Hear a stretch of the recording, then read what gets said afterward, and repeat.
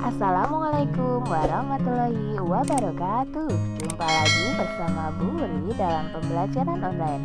Anak-anak, sebelum kita belajar, mari kita berdoa terlebih dahulu agar apa yang kita usahakan diridhoi oleh Allah Subhanahu wa Ta'ala. Dan jangan lupa simak baik-baik materi yang disampaikan. Materi tema 3, makanan sehat. Subtema 2, pentingnya makanan sehat bagi tubuh. Pembelajaran 4. Adapun KD yang kita pelajari kali ini yaitu PPKN KD 3.3, Bahasa Indonesia KD 3.4, IPS KD 3.2. Tujuan pembelajaran hari ini, kalian mampu menceritakan dan memberikan contoh keanekaragaman adat istiadat di lingkungan sekitar, mengidentifikasi dan melaporkan aktivitas masyarakat sekitar dalam upaya pembangunan sosial budaya Indonesia, dan menyebutkan serta menyajikan kata kunci dari paparan iklan elektronik yang diamati. Anak-anak, perhatikan gambar yang ada di layar. Masih ingatkah kalian tentang gambar aktivitas pasar tersebut? Dalam kehidupan sehari-hari, kita dikelilingi oleh orang-orang yang memiliki banyak perbedaan, akan tetapi semuanya saling bekerja sama. Mengapa orang-orang memiliki perbedaan seperti perbedaan agama, suku bangsa, usia, dan pekerjaan dapat saling membantu dan bekerja sama? Ada berbagai alasan, misalnya untuk memenuhi kebutuhan hidup bersama, mencapai suatu keuntungan, meningkatkan kesatuan dan persatuan dalam suatu negara, dan agar pelaku kegiatan saling mengenal satu sama lain. Sekarang kalian amati gambar yang ada di layar. Apa yang kamu lihat dari beberapa gambar tersebut? Apakah hubungan semua gambar tersebut dengan gambar peta Indonesia? Tentunya ada hubungannya. Dapatkah kalian menjelaskan? Dari beberapa gambar tersebut adalah salah satu bentuk perbedaan atau keragaman yang ada di wilayah negara Indonesia. Untuk memahami lebih lanjut, mari kita simak teks bacaan berikut ini. Bangsa Indonesia memiliki sebuah semboyan yang luar biasa, yakni Bhinneka Tunggal Ika. Bhinneka Tunggal Ika memiliki arti berbeda-beda tetapi tetap satu tujuan, bahwasanya sekalipun di Indonesia terdapat begitu banyak suku, agama, ras, adat istiadat, bahasa, dan lain-lain, semuanya bersatu sebagai saudara sebangsa dan setanah air. Perbedaan dan keanekaragaman yang ada justru menjadi sebuah kekuatan yang pada akhirnya memperkaya sifat budaya bangsa Indonesia dan lebih memperkuat persatuan dan kesatuan bangsa. Apakah yang dapat kamu simpulkan dari bacaan tersebut? Berikan pendapatmu. Ya, dari bacaan tersebut kita dapat mengetahui bahwa bangsa Indonesia memiliki sebuah semboyan Bhinneka Tunggal Ika yang berarti berbeda-beda tetapi tetap satu tujuan. Berikan contoh-contoh kegiatan yang dapat kita lakukan atau mungkin sudah kamu lakukan untuk mendukung keberagaman sosial di lingkungan sekolah. Contohnya adalah melaksanakan piket bersama, melakukan kerjasama dalam kelompok, dan melaksanakan musyawarah dalam pembagian tugas kelompok.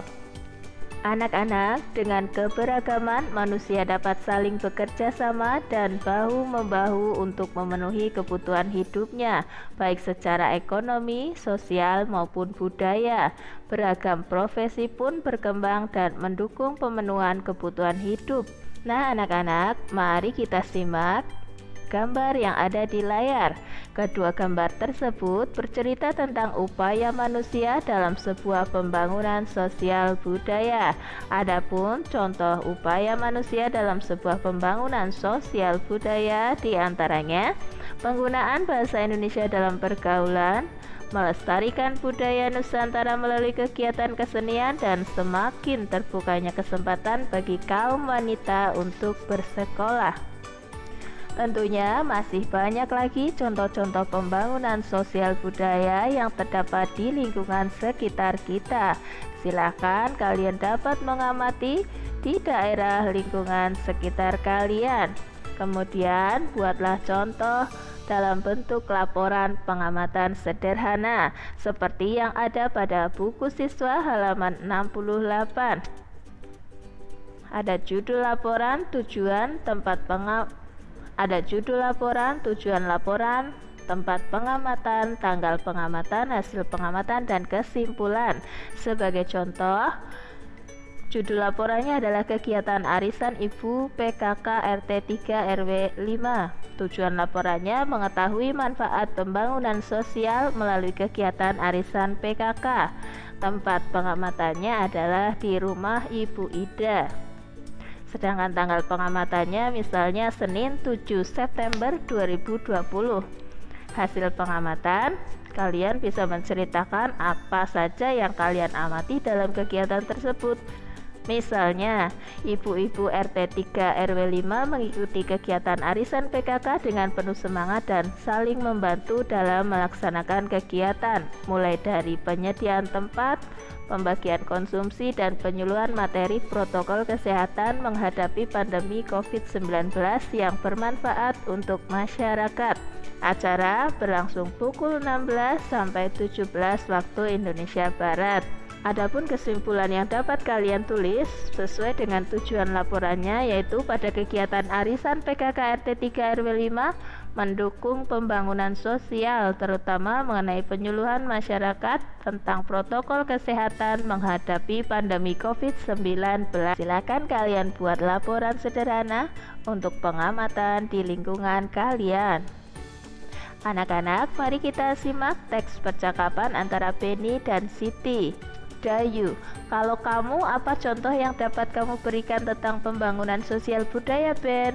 Benny, menurutku acara kuliner Nusantara yang sering diadakan di lingkungan sekitar kita merupakan contoh pembangunan sosial budaya.